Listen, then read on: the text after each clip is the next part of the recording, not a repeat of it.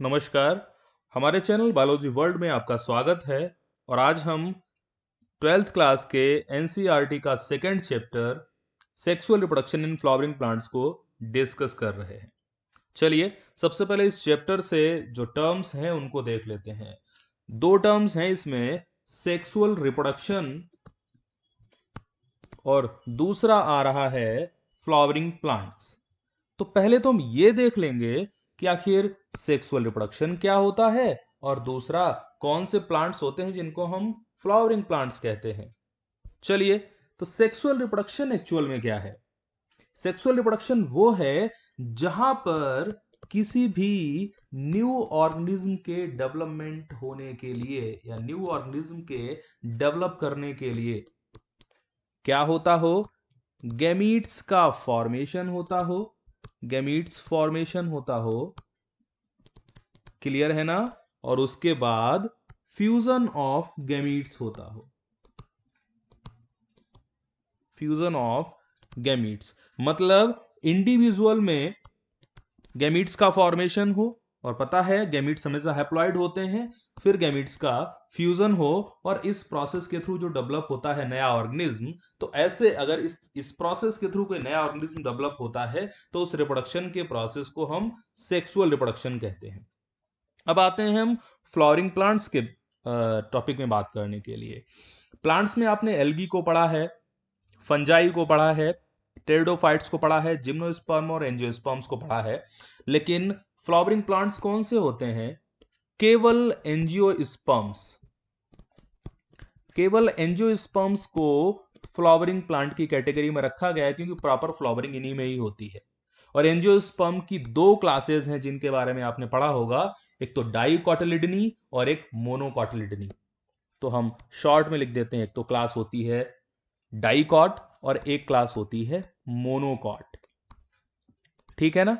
तो डाइकॉट और मोनोकॉट के जितने भी प्लांट्स हैं वो सब फ्लावरिंग प्लांट्स में आएंगे। यानी कि जो आपका डिवीजन एंजियोस्पर्म है वो फ्लावरिंग प्लांट से रिलेटेड है। सिंपली आप समझ लीजिए, आपके आसपास जितने प्लांट्स आपको दिखते हैं, जितने ट्रीज आपको दिखते हैं जिनमें फ्लावर्स आते हैं, वो सारे फ्लावरिंग प्लांट्स हैं।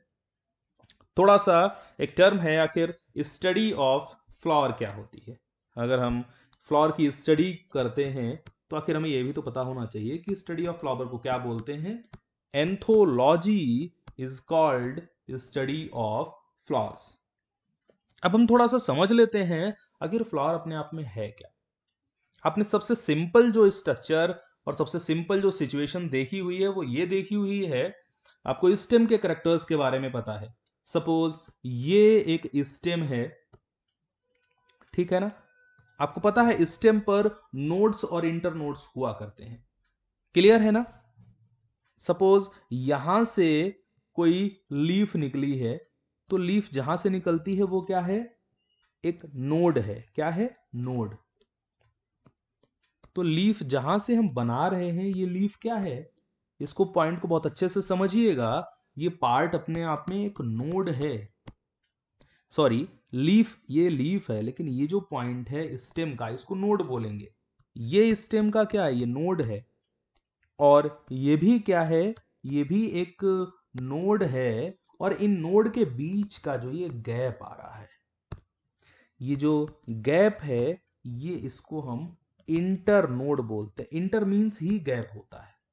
क्या होता है? इंटर मीन्स ही गैप होता है। यानी कि दो नोड के बीच में जो गैप है वो क्या है? इंटर नोड है। समझिए क्या है, अगर ये जो स्टेम या जो शूट हमने बनाया है, इस स्टेम में जो इंटर नोड्स हैं, ये इंटर नोड का एरिया इतना इतना हमने दिखाया हुआ है। अगर ये सारे इंटर नोड खत्म हो जाएं, ये इंटर नोड, ये इंटर नोड, सारे इंटर नोड खत्म हो जाएं, तो एक स्टेम की सिचुएशन कैसी हो जाएगी? सपोज ये स्टेम है, थोड़ी बड़ी स्टेम बन गई, फिर भी समझिए। सपोज सारे इंटरनोड खत्म हो गए, और इंटरनोड जब खत्म हो गए तो सपोज हम 3 नोड बना रहे हैं, सारी नोड अपने आसपास आ गई एक दूसरे के। और सारी नोड जब आसपास आ गई तो इनसे क्या, जो लीफ निकली थी वो भी बिल्कुल पास में हो जाएंगी। बात समझ रहे हो ना? जब सारी लीव्स पास में हो जाएंगी तो सारी लीव्स एक ग्रुप में दिखाई देंगी।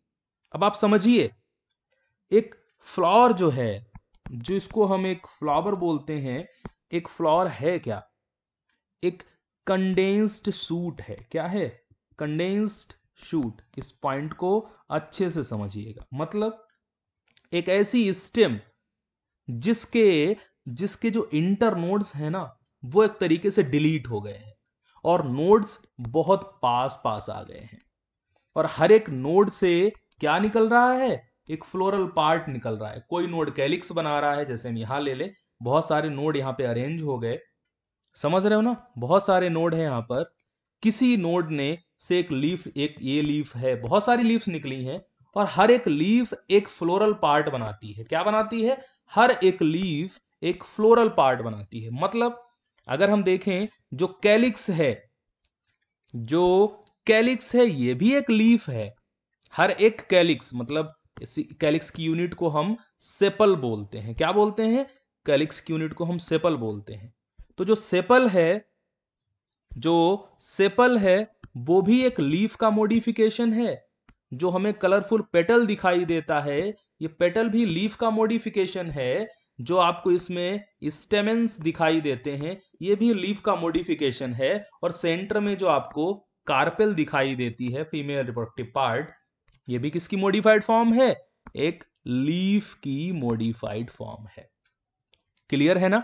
तो समझ में आ गया होगा आपको। एक फ्लावर क्या होता है? एक कंडेंस्ड शूट होता है। एक फ्लावर एक कंडेंस्ड शूट होता है जिसमें सारी लीव्स इकट्ठी हो गई हैं और एक अरेंजमेंट, उन्होंने लीफ ने एक अरेंजमेंट प्रॉपर बना लिया है।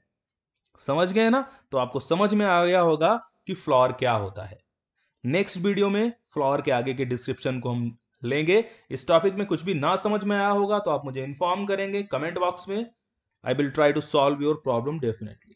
Thank you.